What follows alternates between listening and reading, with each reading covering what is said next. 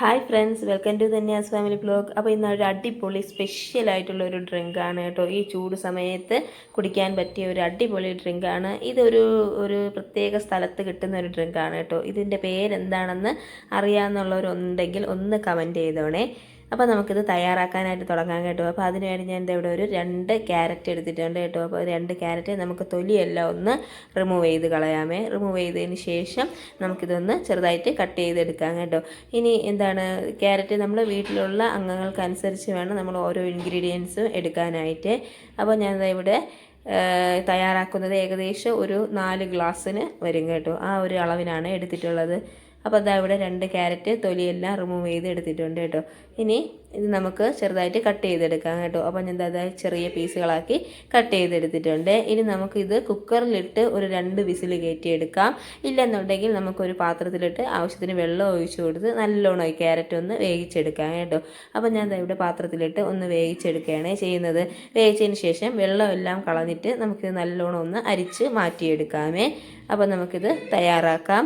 നല്ല ടേസ്റ്റി ആയിട്ടുള്ള ഡ്രിങ്കാണ് കേട്ടോ. ഈ ചൂട് സമയത്ത് ഇതേപോലെ ഒരു ഡ്രിങ്ക് വേണം കേട്ടോ. അത് അടിപൊളിയായിരിക്കും. നമ്മുടെ ശരീരവും ശരീരവും എല്ലാം ഒന്ന് തണുക്കാനായിട്ട് ബെസ്റ്റാണ്. അപ്പോൾ ഇതാ ഇവിടെ ക്യാരറ്റ് എല്ലാം നല്ലോണം ഒന്ന് വെന്ത് വന്നിട്ടുണ്ട്. കണ്ടല്ലോ, ഇതാ ഈ ഒരു പരുവത്തിൽ വെന്ത് കിട്ടിയിട്ടുണ്ട്. അപ്പോൾ ഞാൻ വെള്ളമെല്ലാം കളഞ്ഞ് റെഡിയാക്കി വെച്ചിട്ടുണ്ടായിരുന്നേ. ഇനി നമുക്കൊരു മിക്സിയുടെ ജാർ എടുത്ത് അതിലേക്ക് നമ്മൾ തയ്യാറാക്കിയ ക്യാരറ്റ് ഇട്ട് കൊടുക്കാം. ക്യാരറ്റിനോടൊപ്പം തന്നെ അതേ അളവിൽ നമുക്ക് പപ്പായയും കൂടെ എടുക്കാം കേട്ടോ. നല്ല പഴുത്ത പപ്പായയാണ്, അതും കൂടെ എടുക്കാം. ഇനി നിങ്ങൾക്ക് പപ്പായ ഇഷ്ടമില്ല എന്നുണ്ടെങ്കിൽ അളവ് കുറച്ചാണെങ്കിലും എടുക്കാം കേട്ടോ. നമ്മുടെ ഇഷ്ടം അനുസരിച്ച് നമുക്ക് ആഡ് ചെയ്യാം. ഇനി ഇതിലേക്ക് നമുക്ക് മധുരത്തിന് ആവശ്യത്തിനുള്ള മധുരം ഇട്ട് കൊടുക്കാമേ. ഞാൻ ഇവിടെ ഒരു 3 ടേബിൾ സ്പൂൺ പഞ്ചസാര ആഡ് ചെയ്യുന്നുണ്ട്.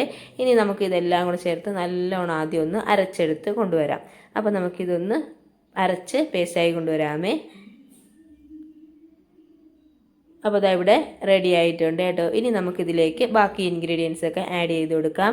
ഇനി ഇതിനോടൊപ്പം 2 ടേബിൾ സ്പൂണ് വാനില ഐസ്ക്രീമാണ് കേട്ടോ ഞാൻ ആഡ് ചെയ്തിട്ടുള്ളത്.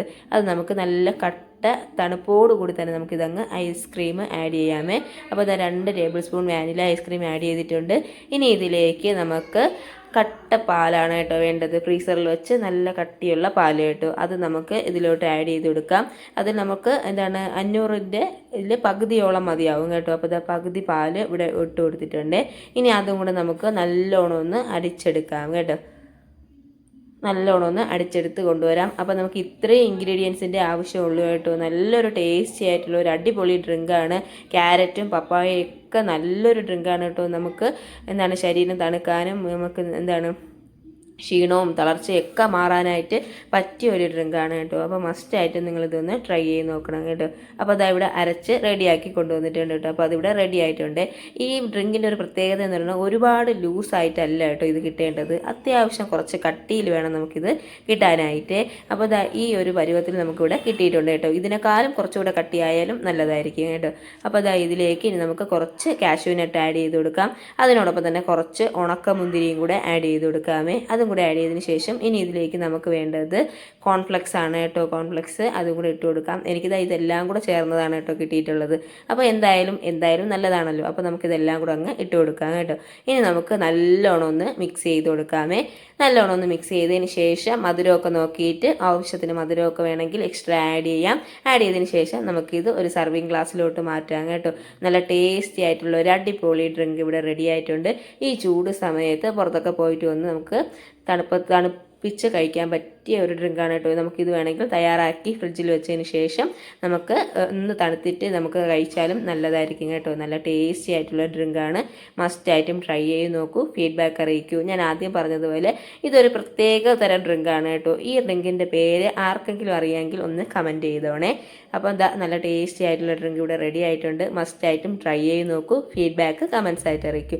ഇതുപോലെ തന്നെ നല്ല സിമ്പിളായിട്ടുള്ള ഒരു അടിപൊളി ഡ്രിങ്കുകളും റെസിപ്പീസും ഒക്കെ ഞാൻ എൻ്റെ ചാനലിൽ അപ്ലോഡ് ചെയ്തിട്ടുണ്ട് കേട്ടോ. അപ്പോൾ അതെല്ലാം ഒന്ന് കയറി കണ്ട് ചാനൽ സപ്പോർട്ട് ചെയ്യാൻ മറക്കരുത്. അപ്പം നമ്മൾ ഒരു സർവിങ് ഗ്ലാസ്സിലോട്ട് മാറ്റിയിട്ടുണ്ട്.